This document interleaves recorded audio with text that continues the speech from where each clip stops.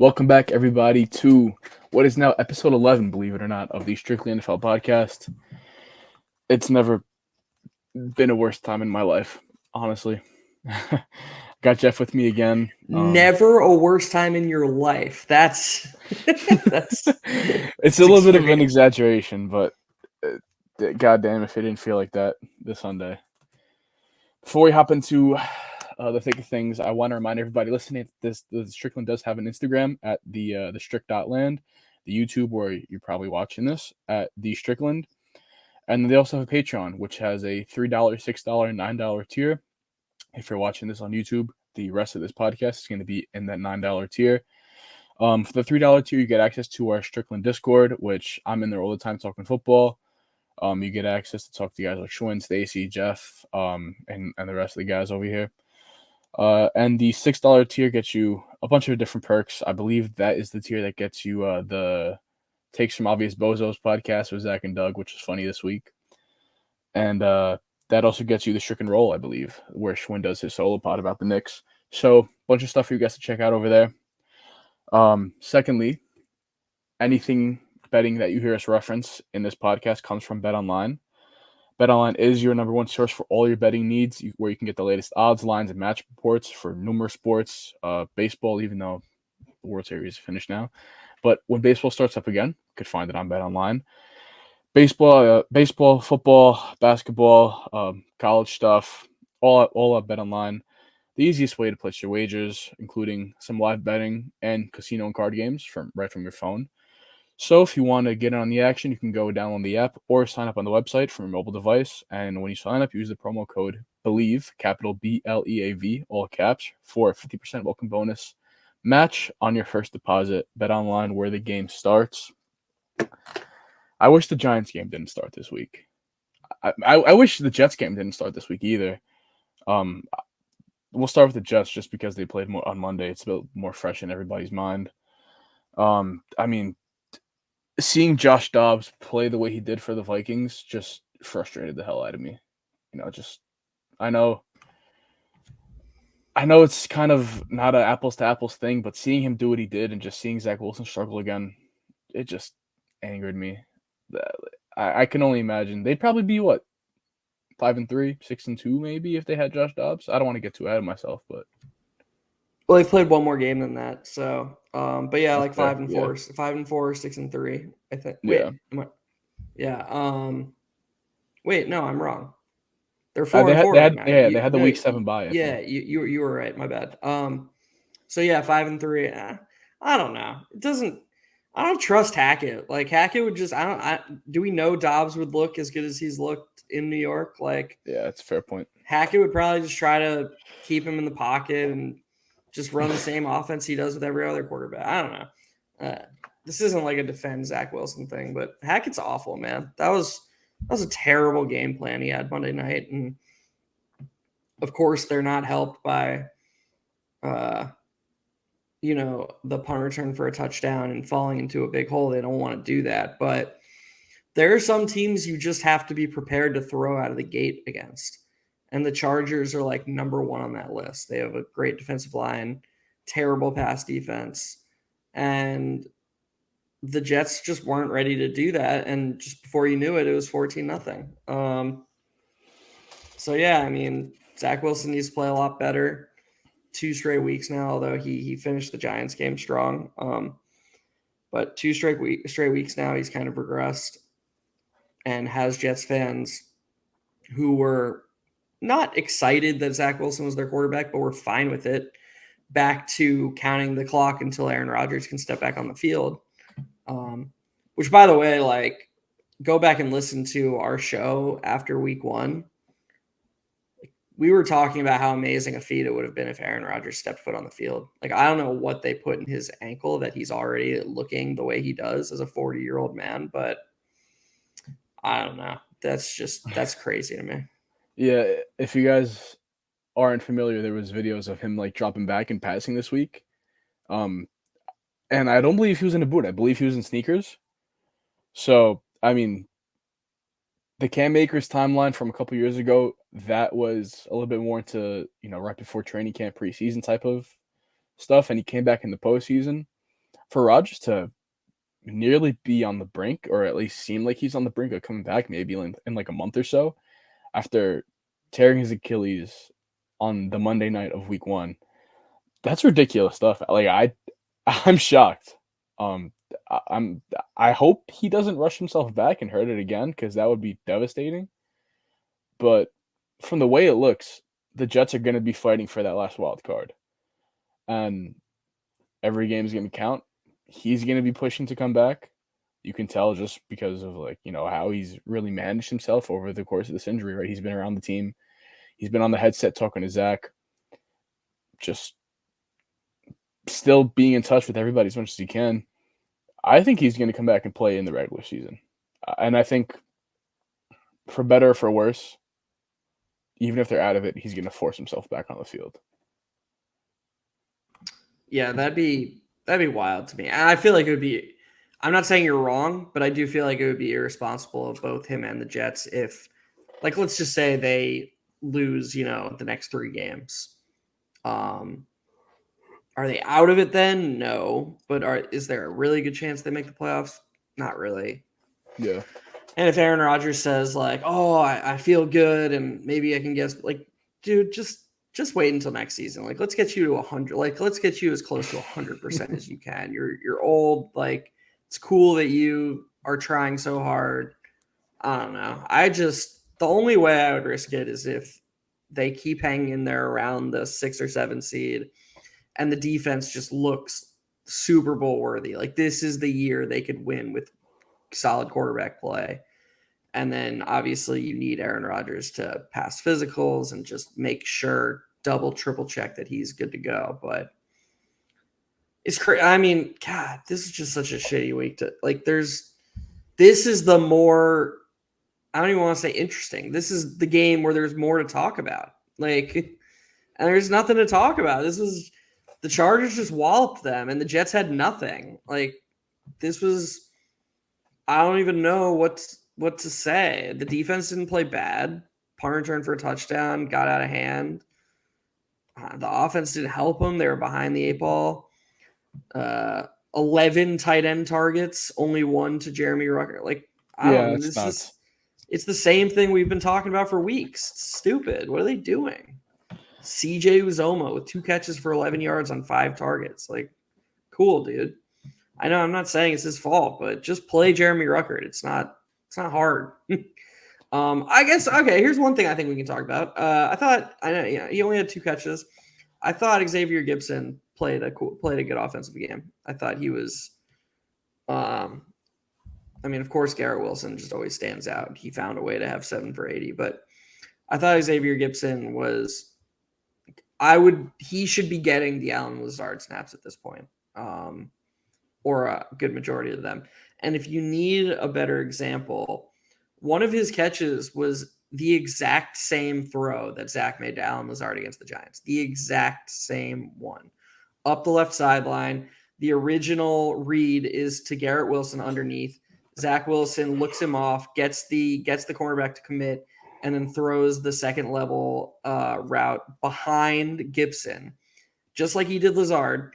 Threw it to the one spot where the defender wasn't, except last week, whereas Lazard waited for the ball, allowed the defender to recover and get the pass breakup, Gibson veered towards the ball and ran and met the ball before the defender had a chance to break it up. And it's just little things like that are the difference between a catch and not a catch. Gibson is absolutely a bright spot on this team, and I hope the Jets keep featuring him more and more because I think he's super talented. Yeah, and just to build off of that earlier point, right? Jeremy Ruckert played, I believe, 42% of snaps last week, and for some reason he went down to 28 this week. Now CJ Uzoma, 47% last week, 35% this week. I just don't understand why he can't usurp, Uzoma for that tight. I mean, we're not even asking him to be tight end 1, right? Like, we're not getting greedy here. We just want a little crumb of bread. We want him to be tight end 2. I mean, give us something, man. Give us anything. And then Xavier Gibson, this was encouraging. He played 60% of snaps, 6-0. Just sounded like I said 16, but he played 60. And that's somebody who we were calling for a couple weeks ago to get on the field a lot more because the EPA per play with him on the field as compared to Randall Cobb was the difference of a positive and a negative number, right? Like that stuff matters. And I don't think the Jets didn't get open in this game. Like Garrett Wilson's going to be open just like Jamar Chase, right? They're both 7-11. They're open 24 hours a day. And then Gibson, I thought, had a nice game. I thought he was winning on a decent amount of his routes. And then you throw Breece Hall in there. I thought the game plan with Breece was pretty weird, as a Nate Hackett game plan usually is. Like there wasn't much outside stuff for Breece. And the one play that he really kind of got going downfield on the screen was a Garrett Wilson PI, I believe it was. I think that's because he engaged on the block before the pass was thrown. So it was a shit night, man. Honestly, just the ball couldn't stop rolling in the Chargers' favor. That's really what it was. It was snowballing. The Jets couldn't find that momentum back. And it's deflating when you see that kind of stuff because, yeah, you're winning ball games, right? You're 4-4. But the football is ugly. And, you wait all year, you get your expectations up, you get your hopes up. And there's just something about watching ugly football. Like, do the Chargers win a lot of games? No, right? Go back to last year, the way they missed the playoffs, stupidest reason ever. Even this year, they're 4-4, same record as the Jets. But the Chargers are entertaining. The Chargers are must-see TV, whether they play an 0-17 team or they play a 17-0 team, because they're going to make it a ball game either way, right? And I don't want to dismiss winning games entirely, but to some degree, right? Like as fans, we don't want to just sit there and gouge our eyes out for a win. No, there's a certain level of aesthetic that you can have, and not be a total Arthur Smith and be like, oh well, we don't care about the forward pass. We're just gonna run it with Dalvin Cook every game, 15 times. Like you can be entertaining, man. And a lot of times the entertaining stuff, coaches don't want to recognize this, but the entertaining stuff is how you win ball games. Splash plays, explosives, cutting the field in half, on one play that gets you right into field goal range. Stuff like that. Taking a gamble with a blitz, with a slot corner blitz. And it's just frustrating. And it's both the New York teams, really, honestly. And speaking of the ball seeming to go against the Jets or towards the Chargers, like the Jets, we were talking the last time we spoke, they could have been 5-3. And they're getting a struggling Raiders team. They could have been looking at 6-3, like now all of a sudden they lose this game badly. And the Raiders have the most momentum that they've had all season. They bench the struggling quarterback. They have a coach who they seem to want to play for. And they just went out and I know the Giants, I know Daniel Jones got hurt, but that wasn't a game even before Daniel Jones got hurt. It was very clear which direction that was going even before the Daniel Jones injury. The Raiders came to play that day, for whatever reason. And so now the Jets, they're 1.5 point favorites. Gotta be honest, I kind of like the Raiders side of that. Like I just a national TV game that those don't usually seem to go too well for the Jets. Must win Zach Wilson game on the road with this pumped up Raiders team playing for. I don't know. What do you think of that game? Because I like the Raiders side, I think. Well, one thing I want to talk about with the Raiders is Antonio Pierce. Say what you want, if you want to say he only got the job because he used to play in the NFL or whatever, because the guys like him, sure. But there's a lot of stuff that I've seen from Antonio Pierce, right? Like he had the practice squad guys on field level for the game this week against the Giants. And the tweet that I saw his interview in, it made a point to say, this usually does not happen. And Antonio Pierce spoke about it, and he was like, I want these guys to soak it in too, right? Like, These guys practice with us. These guys work hard. They deserve to be on the field too. And I think that goes a long way, man. Like you saw so many post game videos in the locker room. These guys are smoking cigars and hanging out with the owner. I forgot if it's Al or Mark Davis, but it's total 180-degree shift of the vibes, right? Like it went from being a boot camp with Josh McDaniels to just being, all right, guys, we're gonna play football, we're gonna have fun, we're gonna be loose, trust yourself, go make a play with Antonio Pierce. Like sometimes that's all you need. And their defense responded, right? Like besides Max Crosby, there was guys making plays everywhere. Marcus Peters dropped the pick. Might have been a pick six. I thought the linebackers, besides on a couple plays where Saquon ripped off long runs, specifically Spillane, the captain middle linebacker, I thought he had a pretty good game. And it's going to be a thing for the Jets where, like you said, the Raiders got the most momentum they have this entire season. They're playing them next. And then next they play, is that when they go to Buffalo? Yeah, they're going to go to Buffalo at home in desperate need of a win. Maybe coming off a win against the Broncos. We'll see what happens there. But it's not going to get easier for the Jets. That was a pretty big game for them to have won this weekend, and unfortunately it slipped. Yeah, the Jets would have, I mean, they not needed, but it would have been nice if they took care of business. I know you just, went on a nice little monologue about Antonio Pierce, but I'm just gonna pass it back over to you because I don't know what to say about the Giants. Like, how long do we spend on the Giants? Like, I mean, I know you're the fan, and maybe people want to hear what I have to say, but like, if you thought I was negative about the Jets, like, I don't know what to say. Like, there's nothing good to say about anything that's happening, and like, how can anybody tune in? How can anybody wake up and be like, you know what I'm going to do? I'm going to listen to a podcast about the state of the Giants. Like, that's what I want. I don't know. I'm not criticizing anybody listening to this. I appreciate every single person listening to this.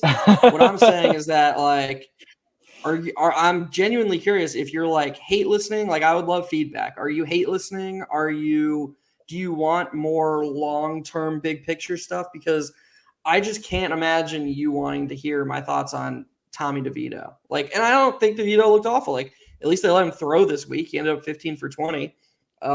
See what he's got next week. I know he's not in their long-term plans, but I feel like every Giants fan right now is just like thinking about two names, basically. Caleb Williams and Drake May. And that's it. So, I mean, you can correct me if I'm wrong, Con, but I feel like that's where it's at. No, I mean, that's where I'm at. And the minute DJ went down, immediately it was like, all right, just back it in. Tyrod's on IR. Believe it or not, there's a contingent of fans who still are like, if we get the second pick, we should trade down and fill out the roster. And I'm like, oh my God, man, you guys love torture. You guys are all masochists. It's not going to happen again where you have. Can you explain something to me before you? There's that same contingent. I've seen so much of like I get feeling sorry for Daniel Jones about the injury. He's a human being. You don't wish injury on anybody, of course. But this whole you deserve better. He got 4 seasons. Like, am I wrong for thinking like he got his chance? I wasn't including this year. I mean, like, because he played 3 or 4 games this season. Gotcha.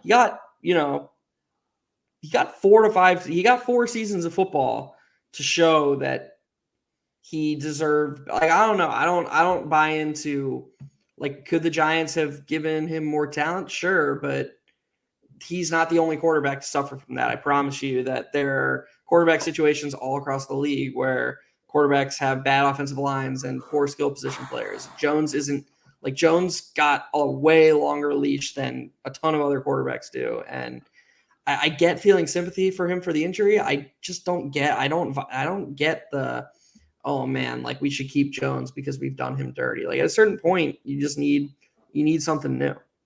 Yeah. The thing that kind of doesn't sit right with me is that this is probably the year where he had the most to work with on offense. He had continuity. Not Andrew Thomas and Saquon weren't there for a big chunk, but it's not like he came back this week with both of them healthy and played great, right? I know he got hurt, in I forgot exactly what point of the game it was, but before he got hurt, he didn't look good at all. And call it what you may, maybe he still wasn't healthy from that neck injury. But I said this when Graham Gano missed the kick. I'm going to say this now. If you're in the game, I cannot give you an injury excuse. Unless you have a hand injury on your right hand and you're a quarterback, right? Then that's all there is to it. Like, that's the only way I'd give you a pass. It sucks because this was by far his worst year of being Giants quarterback, in my opinion. Like, bar none, even the Jason Garrett years. And it's just wild, man. I didn't think the contract was going to play out like this, right? I know a lot of people were against it from day one. I wasn't, because I thought there was a real chance for him to level up. That's totally done. And I know there's going to be a lot of people who shit on him, a lot of people who think he should be the quarterback still next year, like I said earlier. But I think people can recognize, like, wasn't the best player, but not even close to it. But he was one tough son of a bitch, man. Like, all respect to him, in my opinion. I that's all I wanted to say. Touching on DJ, because how many quarterbacks would come back early, come back not right, have that torn ACL, and just run it off and be like, all right, no, I'm good. Go back in the game, and still put their body on the line like that. The stuff I saw from Giants fans, maybe this was an isolated thing, but I saw somebody post a drop back where he fell, and I was like, "You're ridiculous, man." Go ahead. You know who would do that? Who did do that? Who? Jason J. Cutler in the 2010 NFC Championship game. If you recall, he tore his ACL against the Packers, and everyone trashed him because he was so bad in that game. And it came out like a year later that he played a whole drive like on the torn ACL. Like, the linemen were like, "Dude, we hear the bone snapping every step," but he just refused to come out. So good. I mean, as far as I'm concerned, that's great. That's great company for Daniel Jones, one of the most talented quarterbacks of all time, Jay Cutler. a true franchise guy, who loves America. You're damn right. If I could do it all over again, we never hire McDaniels, never trade Cutler, and I'd be okay with that. Yep, two guys who love football, and yeah, Jesus Christ. But yeah, Daniel's era is going to be over here. That's all I want to say, and I just want to. People aren't going to recognize him for being the tough guy that he was. He always ran through a tackle. I just respect that how he played, even though he wasn't the best quarterback. Building off of that, I'm not even going to talk about the Raiders game because it was pretty dog shit. I'm not going to touch on it at all. I'm just going to say that Justin Pugh and Andrew Thomas played great together. Thomas got beat a couple times, but pretty much to be expected coming back from a hamstring injury for 2 months. And as a little treat to Giants fans, to look forward to something. Before you start this, one more shout out. Jalen Hyatt played another good game. Yes.